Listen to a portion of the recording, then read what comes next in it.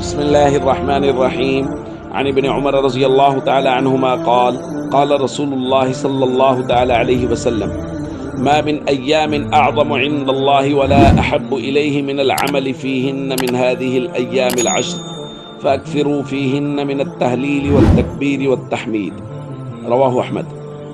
نبی کریم صلی اللہ علیہ وسلم نے ارشاد فرمایا، کوئی دن نہیں جو اللہ تعالیٰ کے یہاں عظمت والے ہوں اور جن میں نیک عمل اللہ کو سب سے زیادہ پسند ہو ذی الحج کے ان 10 دنوں کی نسبت، لہذا ان 10 دنوں میں تحلیل، تکبیر اور تحمید کی کثرت کرو۔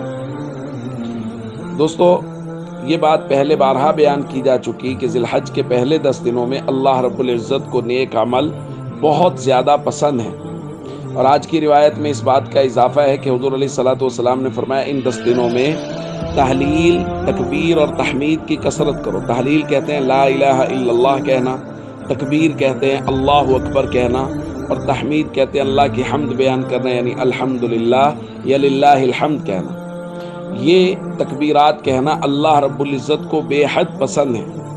امام بخاری رحمۃ اللہ علیہ نے ایک جگہ ترجمۃ الباب کچھ اس طرح باندھا ہے، وكان ابن عمر وابو هريرة رضی اللہ تعالی عنہما یخرجان الى السوق فی ایام العشر، کہ حضرت ابو ہریرہ اور حضرت ابن عمر رضی اللہ تعالی عنہما ان 10 دنوں میں بازار کی طرف نکل جاتے، یکبران و یکبر الناس بتکبیرہما، یہ دونوں حضرات بھی تکبیرات کہہ رہے ہوتے اور لوگ بھی ان کو سن کے تکبیرات کہنا شروع کر دیتے۔